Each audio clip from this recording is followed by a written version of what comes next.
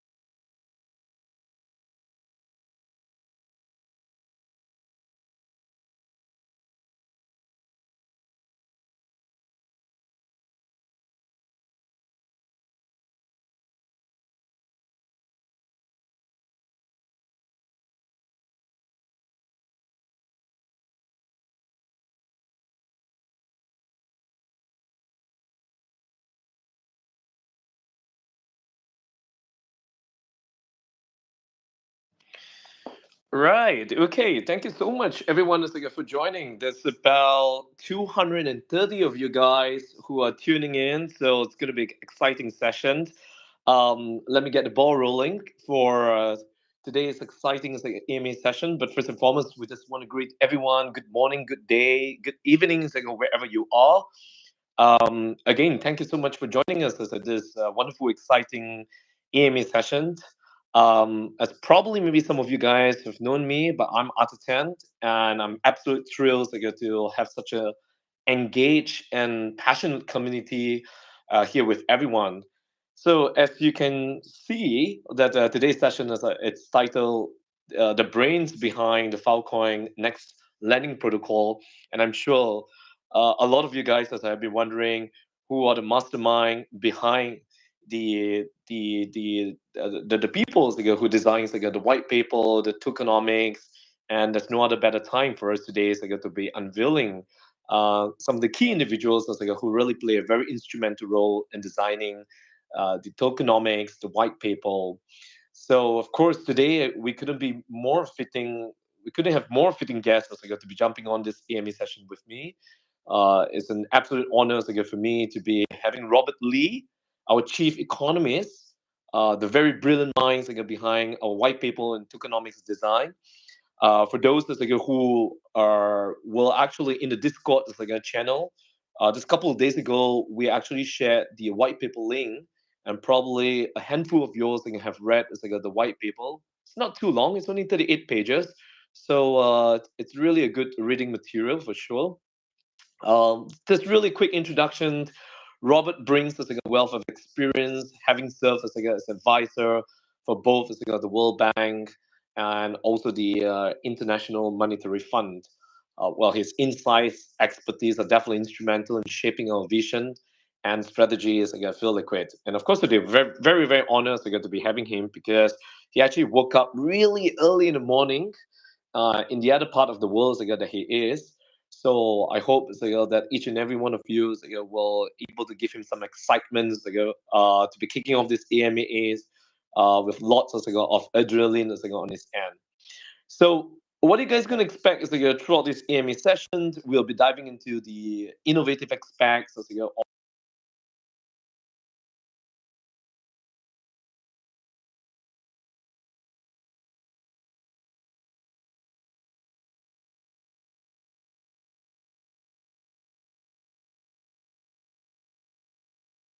trying to revolutionize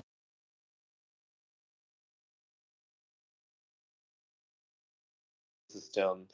And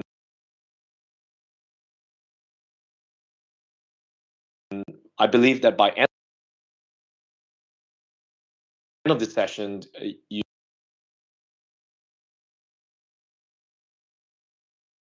should be expecting to gain a comprehensive understanding of our protocol, unique features, the rationale behind our tokenomics, and also how we plan to create a value for our community and stakeholders, like each and every one of you. Of course,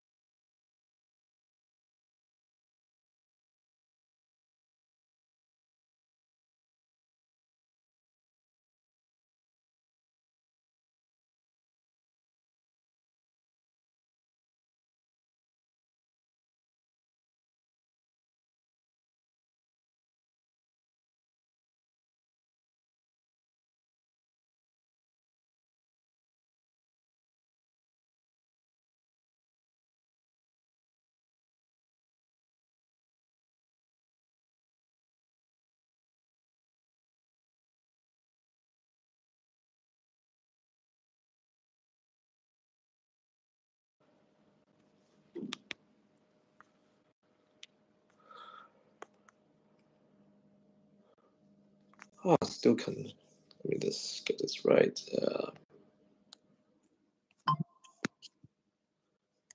Can you guys hear me? Yeah, we can hear you. We can hear you now.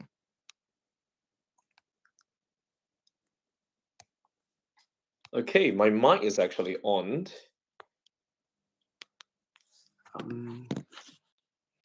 All right. So which part is it's okay? You can hear me now. Okay, so from which part is that you didn't really quite hear me from, or should I just do it right from the start then? I basically lost you when you introduced me. Have any of you guys have missed out whatever I said for the past 5 minutes? Can you hear me, Arthur? I guess not. Okay, so let me just No. get the ball rolling again. If you guys able to hear me, please give me a thumbs up. So at least then I know everyone is could really hear me loud and clear. Oh, yeah, I can't. Yeah. Sorry, there's some technical issues. So let me just get this. I can't hear Robert right now. Yeah, can you hear me?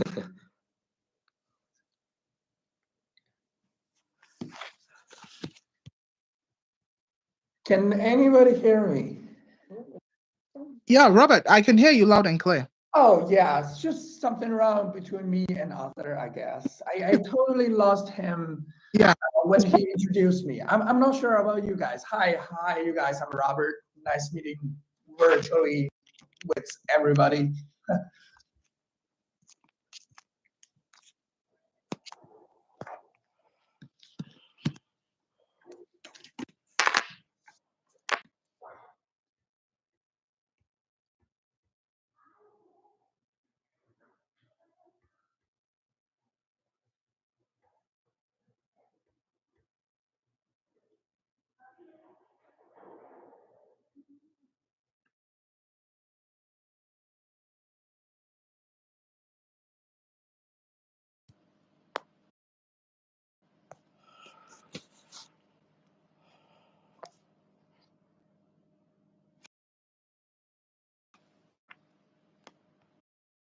Okay, guys. So Arthur's having some technical issues. He's gonna leave and rejoin the spaces shortly. So please hang on.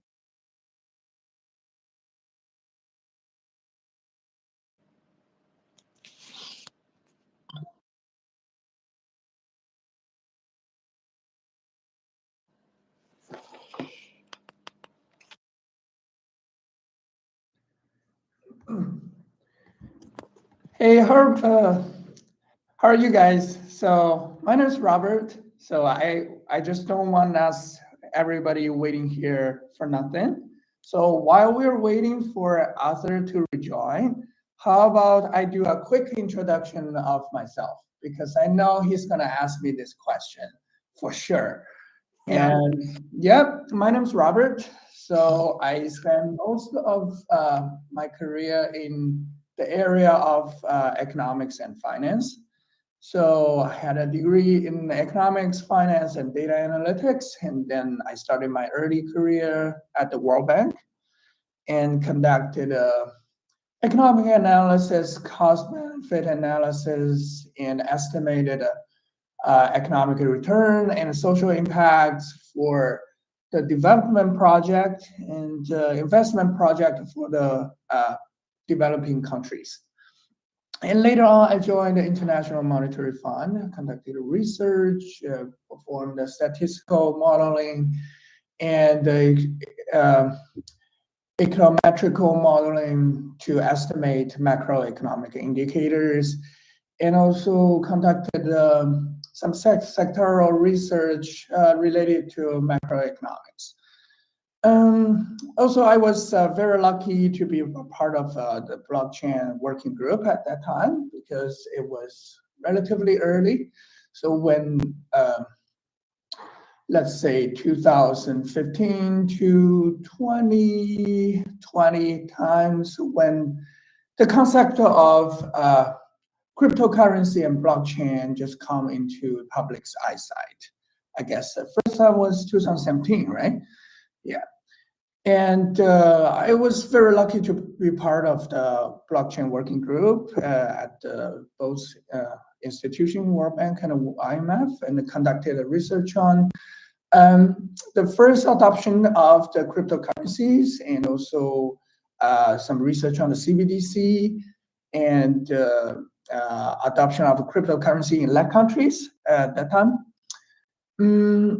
I really joined the Web3 industry when I was leading a research and an investment arm of a blockchain startup a couple of years ago. And so that startup has some involvement in the Filecoin network. And I conducted some research and studies in major public chains ecosystems, including the infrastructures like decentralized storage, Oracle, privacy, computation, network connection, and also scaling solutions such as high performance chain, and also very popular right now, L2. So yeah, so that's why I kind of started to get interested in the Filecoin network, and also later on leading me to the path to design the FILLiquid protocol. I was really, really happy I can use some of my expertise to actually build a protocol or a DApp or DeFi protocol for the Web3 world. Okay, not sure if Arthur is in again. Yes, I am. Can you hear me loud and clear now? Yeah, I can hear you. Can you hear me now? Absolutely, absolutely. Okay, Awesome. so while I waiting for you, I was doing a quick introduction because I know you're gonna ask me to introduce myself. I just don't absolutely, want absolutely. everybody waiting here. You know, Oh, we have 200 people, and then so I uh, know. in 1 second, that's 200 seconds. You know. 200 plus. I said, well, this in case is really, I didn't give you a formal introduction, so allow me to repeat again. I mean, to all 200 of yours who are tuning in, I think it's such an honor for us to be having Robert, being our chief economist, really the brilliant minds behind a white paper in economics design. And not only that, he actually woke up really early in the morning in the other part of the world that he is right now, just to really be with us. So truly humble and truly honor for us to be really having you here. And thank you so much because I believe that your insights, your expertise, experience are definitely going to be very instrumental in shaping the benefits as for the project, and also of course our passionate and exciting communities over here who are tuning in for you.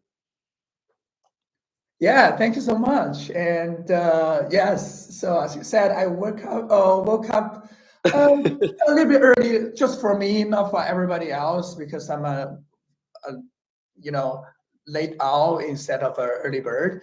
So yeah, probably 6:30 is probably it's too early for me, not too early for many of you. So yeah, so that's Well, totally fine. So but which makes me a day a little bit longer. That's absolutely. I mean, early bird catches the worm. And what are the better people to get to be hanging out with than the FILLiquid community, right?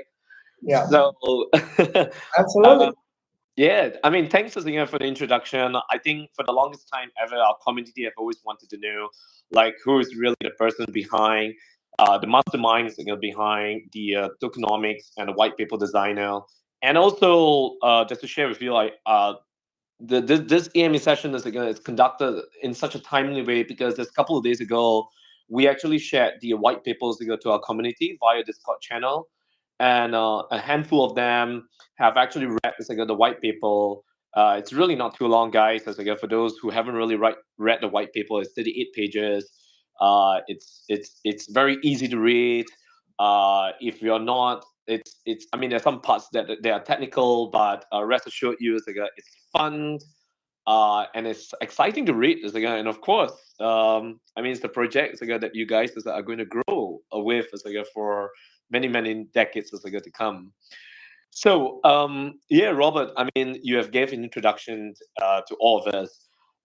There's really one question that before we dive in deeper into the protocol itself, I think this is the part that where they are almost close to about like thousand or probably 1,000 plus. I mean, I don't exactly know. I stopped counting how many active chains out there in the market. Truly, why build and design the project on the Filecoin network? Yeah, so I still hope to reiterate what you just said. So you said I'm the mastermind behind the project. Actually, it was not very accurate. So actually, I designed this the models with along with some of the other guys in the team as well, and also Stephen, who was CEO of IPFS Force, and also is an advisor of the FILLiquid protocol. and also one of our smart contract engineer, and also many of the stakeholders, and also the industry expert in the Filecoin ecosystem. So during the design, I conducted a lot of consultations with those guys, and they offer me a lot of help, and also including Alex from the Filecoin Foundation. So they offer me a lot of help. Helping me with the mechanism of the Filecoin itself, and also at that time was the future FEVM, platform. And also, as well as I consulted with my old colleagues in the World Bank and IMF, and with some modeling and more technical stuff. So I'm not really the only one behind the models of this project. That's that's a product of many people like me, and also including you guys. So during the design phase, and also right now the test net. So we really involve the community into the design, not only the business logics, but also the UI design, UX as well. So yeah, so thank you all, thank you everybody to helping us out to make it happen. And yeah, so sorry, what was your question again? Sorry about that. I was really joining. So yeah. I mean, very humble of you. I mean, definitely, no man is an island. Of course, it definitely takes a village to be designing such a robust protocol that where will be playing very pivotal roles in the entire Filecoin ecosystem. But yeah, circling back to the question I was asking, I mean, there are 1,000 plus of active chains out there as to date. I mean, I have stopped counting, but yeah, it should be about 1,000 plus. I mean, why Filecoin? Why building a project on the Filecoin network? Yeah. I remember now. Okay. Yeah. So yeah. So as I just introduced myself, so I started my Web3 career, so in a startup, so leading in research and investment arm. So at that time, so the startup was being actually very nice to me, and also letting me to start with the studies in the major public chains and also the ecosystems. So including the infrastructures, and also some applications like GameFi, SocialFi, DeFi at that time was very popular, and also as well as high performance chain solutions in L2. At that time, so I personally was very interested in the concept is called a POPW, proof of physical work. So because I believe a successful project should follow the procedure of like discovering a problem and then finding the solution, So whenever there's a problem out there, and then you find a solution to it and makes it successful. Because no matter the team behind it or the community, they will always have a goal to aim on. So which we think, so probably POPW is the future, which translate to right now the deeping. So what they call right now is called deeping, SN. So it's more like you're really proving your work or working on some physical work instead of just processing the transaction itself. Okay, it has to be some physical work out there. So that's something, that's just my opinion, or you think I'm too old-fashioned, or just lack of imagination, or whatever. That's totally fine, but that's just my opinion and something I'm very interested in. And also later on, we're conducting research on starting with the Bitcoin and then Ethereum, and then later on the Filecoin. I find Filecoin is much more complicated, and concerning its, no matter its mechanism, blocking mechanism, or its proofs and also its economics. So just some kind of a just really attracted me a lot. I'm more like tech person, economist, and sometimes it just really very get attracted by these kind of stuff. And yeah, and also later on when so as I said, so the blockchain startup has some involvement in the Filecoin network, and then I'm able to discuss with the person in the people in the industry, and also getting some guidance. And later on, so we kind of know, so Filecoin is going to have its virtual machine, and it's going to be a good opportunity for us to create a smart contracts and decentralized app on the platform. And also, my background is more like economic and financial modeling. And then we started thinking, so if it is a better opportunity for me, just design some sort of model to automate the lending and leasing a process. So in just economic models. Okay, and then actually the whole thing, so the FILLiquid project started with just two simple models, and then we were just trying to see if it's working out.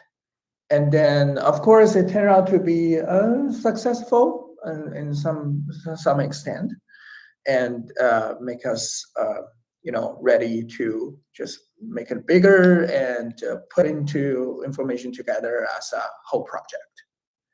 Okay, yeah, pretty much that's the story why I'm interested in Filecoin, and also how does this project as a whole started with, and also how did I design in the first place. Funny that, Robert, how you brought up mentioning about DeepInd, and when FILLiquid was really first conceptualized sometime early last year, the term of DeepInd have not even existed. And if I'm not mistaken, the term was the proof of physical work. Simply means for everyone's reference, it's a protocol that fits to incentivize people to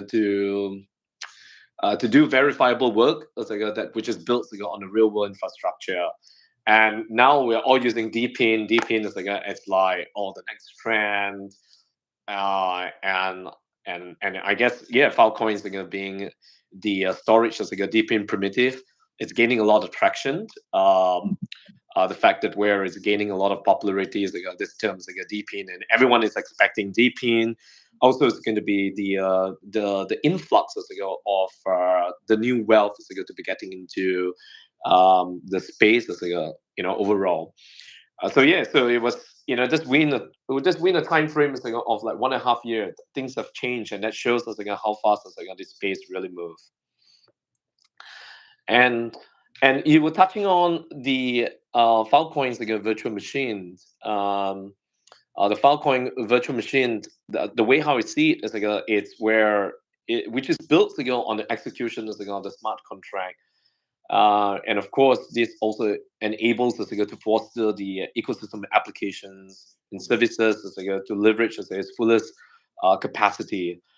Like exactly, the fact that you have actually designed this project on the Filecoin, and Filecoin has also developed its own FVM.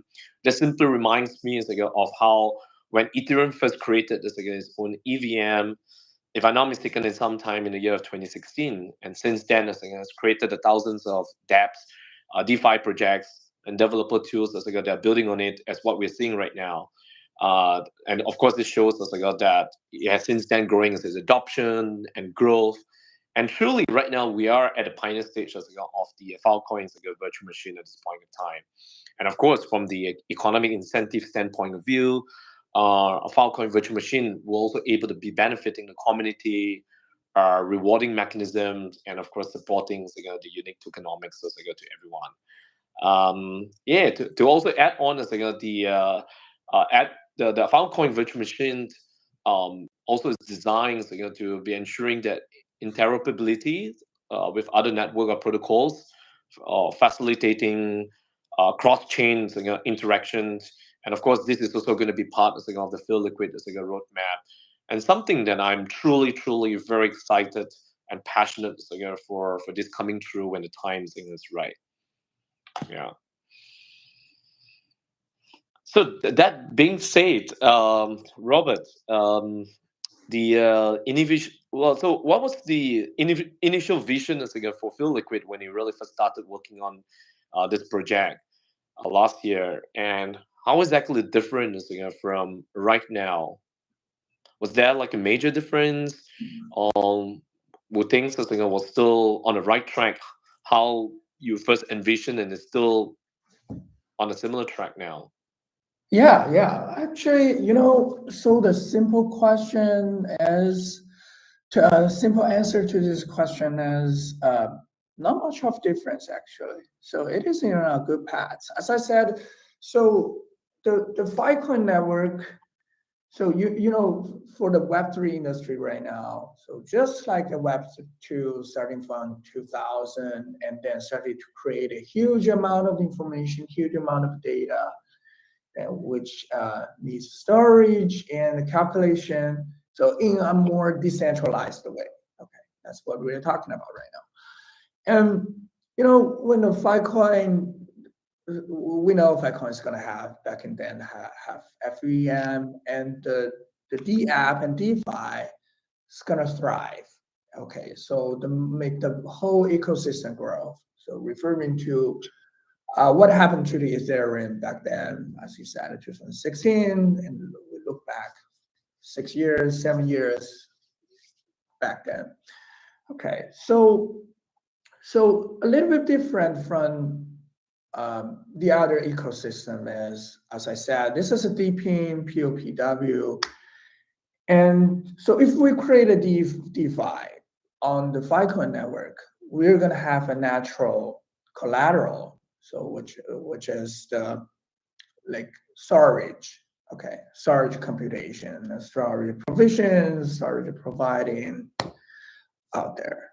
So it's a natural collateral. So which means you don't really need a extra collateral with the other cryptocurrency or stable coin out there. You can just basically use your honest balance, your miners balance as a collateral. That's our original thinking, and also it's what we're doing right now. Okay, so and so to in order to provide low cost of financing for those storage providers, okay, and also a secure investment channel for passive income for those token holders. It's both sides, okay. And and also we hope to generate awareness of the Filecoin ecosystem and to scale it up and to establish more collaborations from the other ecosystem probably in the future. So those are basically what we thought at the very beginning, and also which aligns with the projects developing and also right now, including marketing, fundraising right now. Yeah, so I would say not much of difference. So the only difference is at that time was more like, as I mentioned a little bit before, an experiment to see if we can build something on Filecoin with a very decentralized way and algorithm-based way. Yeah, and I was some sort of a successful, and at least so those brilliant engineers, they put the whole thing into practice. So I'm really proud of the team very much. And yeah, and if you really want me to ask what's the difference is, so at that time we thought we were gonna be the first DeFi or liquidity pool on the mainnet. But so as far as I know right now, so we know there were many liquidity pool out there on the mainland already. So unfortunately, we're not the first one. However, so this is not a joke, so this is a liquidity pool and people's money. And then we really, really need to pay attention on the security and to running hundreds and thousands iterate of tasks. And also, sending the other side of ourselves to debate with ourselves. And if everything is good in one piece, and if we're very comfortable to release into even to the testnet, even to and later on deploy to the mainnet. So we really, really care about the security first. That's the top priority. And also, how does the community think about us, and to build a very good relationship with the community in the whole ecosystem. And then we start to release our and deploy our like mainnet. So yeah, so which created some delay out there, but we're totally fine with it. So even if we are not the first DeFi deployed on the mainnet, but we hope we are the strongest community, and we are the most prosperous DeFi and liquidity pool in the Filecoin ecosystem, and hopefully in the whole Web3 world. That's definitely the spirit, Robert. I mean, I couldn't agree more. I mean, the fact that you have encapsulated the vision right from the very beginning, it's not much of a difference right now. I think that's truly remarkable. And the fact that although we are not the first, I think that's fine. The market is huge enough because Filecoin it's still a 6 billion market cap. So market is huge enough for us to be having a slice of the 6 billion market cap. And that's definitely 6 billion at this point of time right now. Of course, we're expecting it to be increasing. So that's great. I mean, having more lending protocols in the market, it's also a great testament. And it's the competition is always healthy, and that's good. I embrace that very much. Yeah, exactly. Totally agree with you. Yeah. Yeah. So I want to touch on right now to really dive in a bit more of the white paper. Just for like some of the community members, like if in the event they haven't really, I think this is also a very good teaser for some of the community members haven't read through the white paper. Again, for those who just join us, if you haven't read the white paper, do join us on the Discord. As you get to see that, I think it was also published on Twitter as well. But yeah, I mean, like the white paper links was shared on the Discord channel. It's really easy to grasp, easy to digest. It's very easy to choose. It's only 38 pages. Rest assured, you can finish that up within 2 days, maximum 1 week. But I think it's very important to we always say it's a DYOR, right? So and I think that white paper was designed painstakingly with a lot of deep thoughts to really be invested into it. Now, this for the benefit of those haven't really read the white papers. Robert, could you just really walk us through the some of the key components of the FILLiquid white paper? Probably maybe you can delve deeper into the core principles and also the outline objective that shared in the white paper. Yeah. Thank you, Arthur. Good question. And yeah, so actually, it was a little bit funny when Arthur said so. To mention at least 2 or 3 times saying that the white paper is really not that long. But actually, whenever people say it's not that long, it's not that boring, which means it's long and boring. Okay. It's not boring. I Yeah. actually really read it. I felt that that's not really, I mean, non-biasness. I mean, I read a lot of white paper. In honesty, I feel liquid is something that even my mom will probably even understand if I sit down right beside her and walk her through. Possibly. Yes, that's the main reason why it really does it look like a typical white paper in just few pages, single digit pages? Because I hope to express my idea and also the calculations and the background a little bit more clear, and to make sure everybody understand what we're talking about. And so that we spend a lot of time, so writing the introductions, including the background of Filecoin, and why do we need a decentralized lending protocol. And as I mentioned a little bit before, we discovered the problem out there. Okay, there's a market need, and then a short description of the FILLiquid, what we are, and what am I trying to craft, and to solve the questions, to solve the issues and the problem I raised a little bit before. Okay. And also the design architecture. So the leasing, the redemption, borrowing, and repayment, how does it work as a one piece together? And of course, the most important, the economics and the models.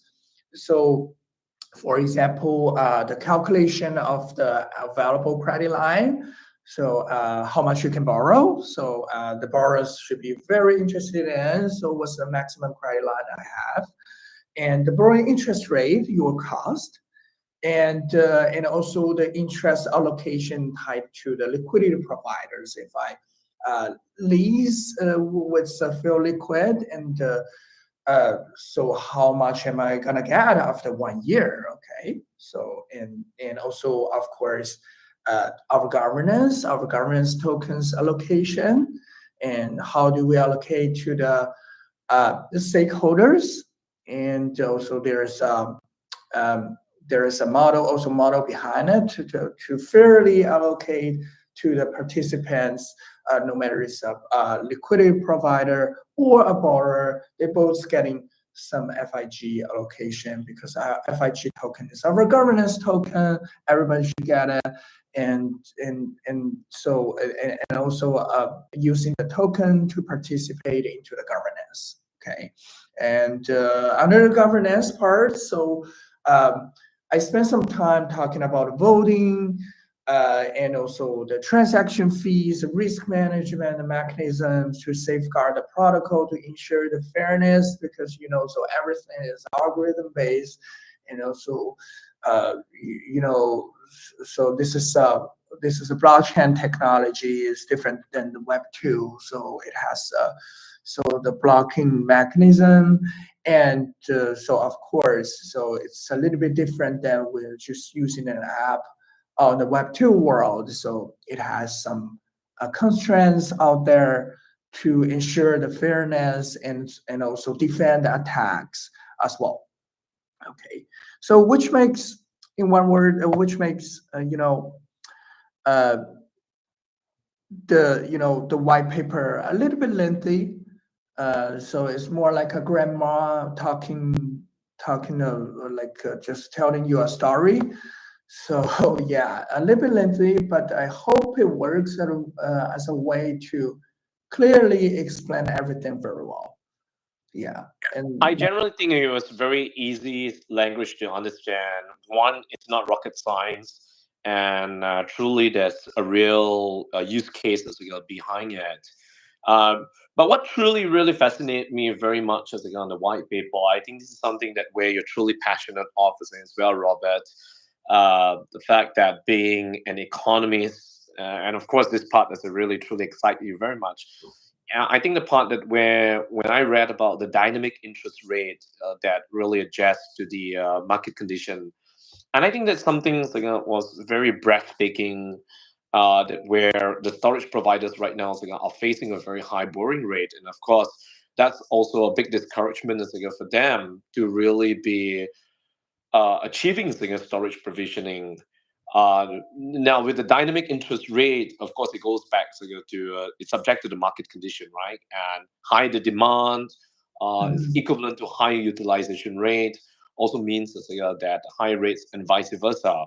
This part itself, like, I mean, it may seem easy right now to grasp, but at a point of time, when you were just sitting down and to really look at it as from the bird from the bird eye view, how do you come up with this idea, and how exactly did you truly choose this model? Because that truly fascinates very much.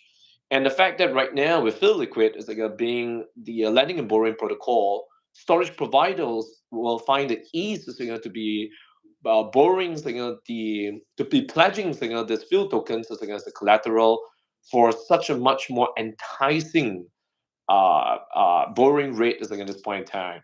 But yeah, I just want you to rewind back and say, how did you come up with this model? Yeah, actually, so so I'm really gonna tell you what's in my mind. So there are many types of ways to understand an interest rate. So such as for example, from the loan and borrowing side, is a borrowing cost. Okay, so so if you go to bank and you deposit some money into a savings account, that's a deposit yield. Okay, your interest rate. And also it can be seen as a discount rate if you do discount cash flow due to assets have variation. So so it's a time value of money. Okay, 19th biggest invention in 19th century, and and it's a risk compensation. Okay, so you bear a certain amount of risk, and then you need some sort of compensation to uh, recover your risk. Okay, so no matter which angle you look at an interest rate, it can be seen as a measure of a price of money. So it's price of money. Okay, so if it is a price, okay, from the economics 101, so we know the price is determined, the equilibrium price actually is determined by the demand and the supply.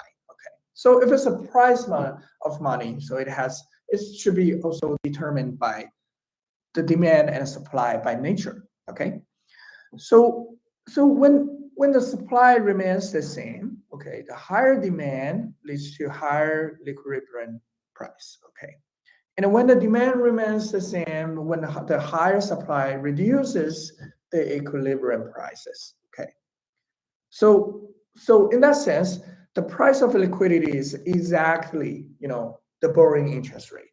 Okay, which fit into our model. So at that time when we were just thinking, if we can just create some sort of model, so to fit our realistic need into a mathematical function, so that when there's higher demand, so the interest rate goes up, and when there's a higher supply, and then interest rate goes down. I mean, borrowing interest rate, of course.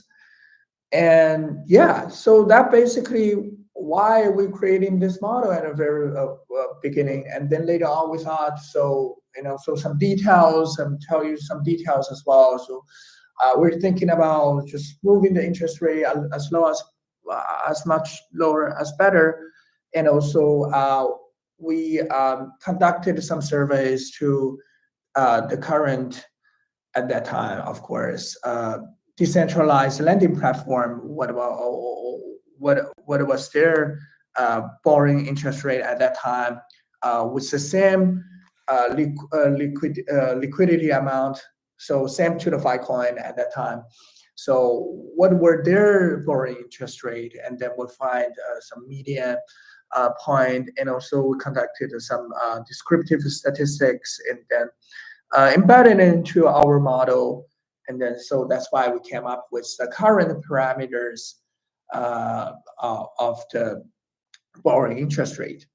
But of course, in the future, we know it's going to change, including the yield of liquidity, the storage providing yield is going to go down slowly eventually. So of course, the borrowing interest rate should go down later on with the time goes, and so that we make those parameters changeable, and with the governance, so that it will fit the need for the realistic environment. So it's not gonna fix there forever, but later on when the time goes, and then when the the outside environment changes, and then we can always change the parameters and through the DAO governance. Yeah. That's very interesting. So, yeah, now, before I just jump into the next question, we're already down actually like with 45 minutes. I just want to open this up. Like, if there's any one of yours have any questions, please feel free to be shooting it in a message box. We'd love to really pick up any of the questions that you are very unfamiliar with, and you would really just want to plug the brain of Robert himself. This is truly a rare opportunity for us to be for me to be even speaking with him, and of course for you guys to really be hearing from the mastermind and his team himself. Yeah. So please feel free to be shooting any questions. I'm happy to be picking up the question. I generally have one question that where I think this is for the benefit for the community. Now we all know that how secure lending and borrowing protocol is. I mean, everything is true, and plus, FILLiquid is being open source, fully open source, decentralized, and of course, we also have the governance, which really giving the power back to the community and the people.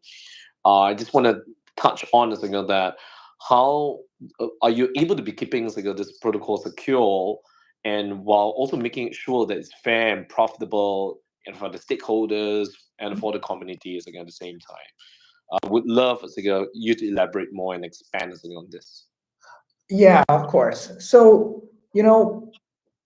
so finance actually, so we're building a decentralized finance protocol over here. So, but no matter it's TradFi or DeFi, finance is all about trust. Okay.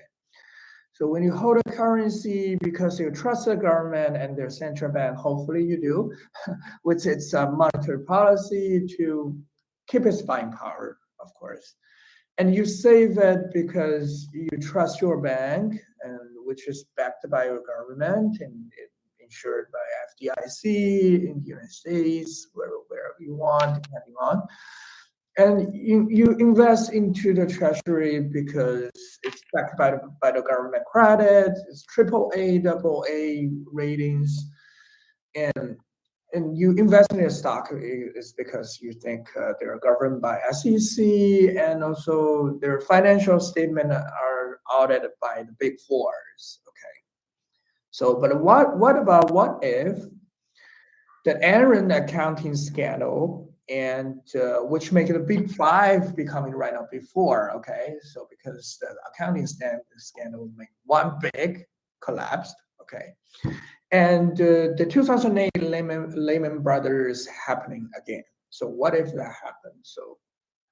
So while we are talking now, okay, so the governments are still, right now borrowing the debt and printing money like nothing on an unprecedented scale right now.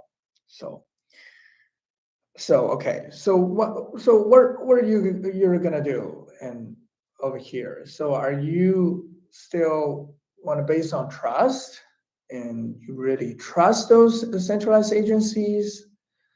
And so the reason why we are here is exactly because we believe, code is law. Okay, believe the concept of trustless. Okay, so the model here is just to make sure whoever makes more contribution and will receive larger amount of returns.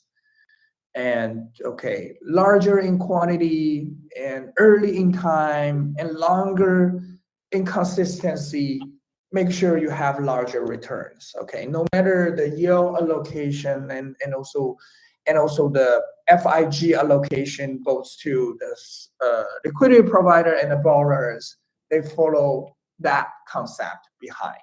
Okay, so just give them a quick example. So if you provide liquidity in a larger amount and very early stage, and also you're able to lease for a longer period of time, so which means you receive larger amount of the FIG token, governance token, as a reward. Okay, So in that sense, we hope to make it fair and make it profitable for what you actually really contributed to the whole system, to the protocol, to the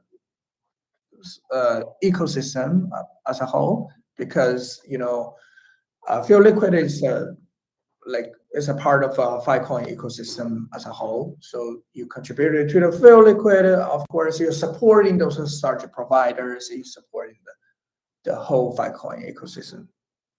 Okay. And also, because it's algorithm based, okay, those models determine nature and also the online on-chain mechanism of the Filecoin. So, those, as I said a little bit before, those constraints and the risk management measures, actually need to be in place to safeguard this kind of fairness and the security of the protocol.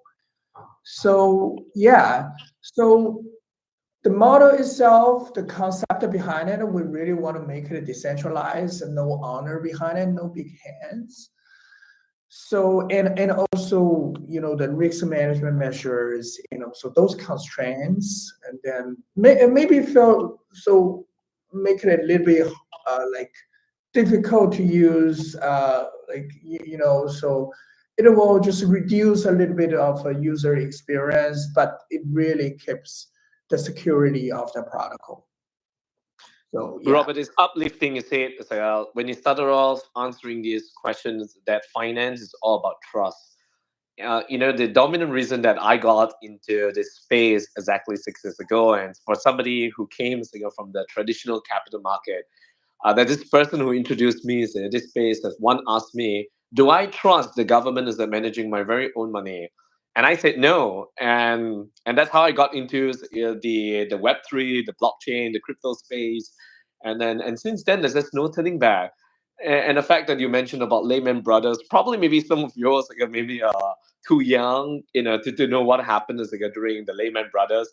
Anyway, that was the time also I started off as my investment and my financial careers, early professional career, and that's where boom, like how the Lehman Brothers collapsed. But even very recently, last year, it was this last year, like when these banks were collapsing, Silicon Valley, Signature Bank.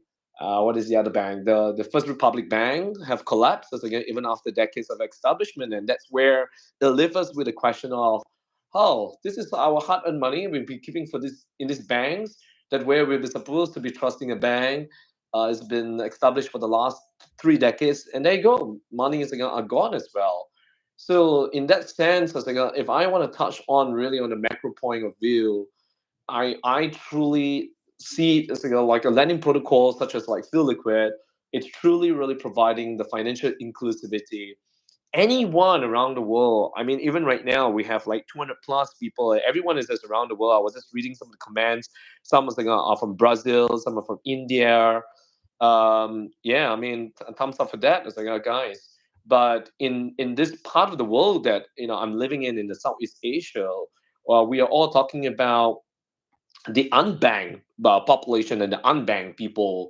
And this is where I always believe that the Southeast Asia is going to be the world's gateway of Web3, because 70% of the Southeast Asia region, the people are still largely unbanked population. And also just to dive in deeper, I think a lot of people don't grasp the understanding of unbanked population is not having a bank account, but it's not limited as they are very limited as to credit facilities, where they are limited to financial access and services like getting loans, mortgages, and all this has really been very detrimental for a lot of people out there. And the fact that right now we have projects like a lending and protocol platforms like FILLiquid, it really provides us a really something very refreshing for all this unbanked population. Even traditional banking systems has a very high, rigid, stringent barrier of entry, like knowing a client. And I remember gone are the days that where I have to go in every single account that I have to open, to go through that KYC, and it takes days. And right now, a decentralized protocol like FILLiquid is a really eliminate any of these barriers. Not to even mention like a lower transaction cost, lower fees as compared to financial services, which really makes it so much more efficient for everyone and anyone to really begin their journeys with it. So I think this is really something very game changing, and there's no really other better exciting times for to see how decentralized protocol are truly challenging the traditional financial systems out there. Something that I'm speaking from my heart. Yeah, um, exactly. You're totally right. So, the current, credit system or financial system is pretty discriminating, So if you see applying for a loan, so usually, especially in the developing countries, so because my early career is really associated with the developing projects into the emerging markets. So especially in of course Southeast Asia or Latin American regions, so in India and Central Asia and East Europe area. So, many people, so up to sometimes, in some countries, up to 30% of people, so they are unbanked. And also, due to the discriminative nature of the credit or lending system, so they are not able to borrow anything from the bank because those bank tends to lend to uh, those people or institutes or companies has ability to repay. They can see they have ability to repay. Okay, that's reasonable, of course, because you don't want a bank to be insolvent. And but how are you gonna tell apart? So if there's people really need those kind of credit and also they have ability to repay in the future, but it's just right now they don't have any collateral. So we are missing out this part of people. And also this part of people, they don't have assets, probably they don't have assets right now.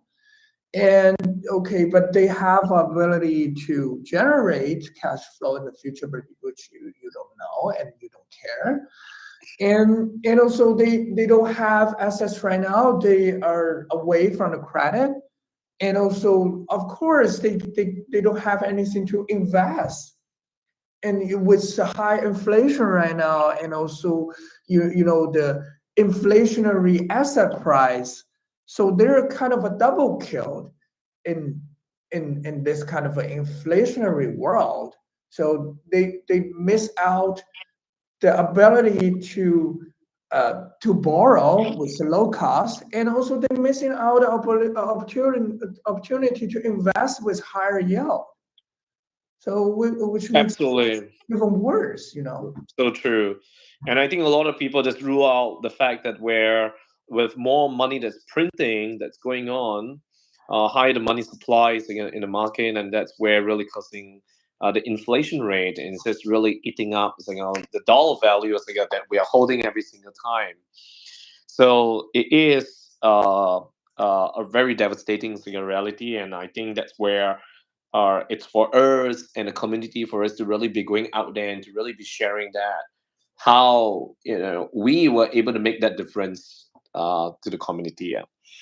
Okay, we are almost close towards the end. Just want to open up probably just take the next 1-2 minutes. It's there anyone have any question? If you do, raise up your hand. Probably we are good to just pick up 1 or 2 questions max. Uh, uh, anyone who wants to ask any questions?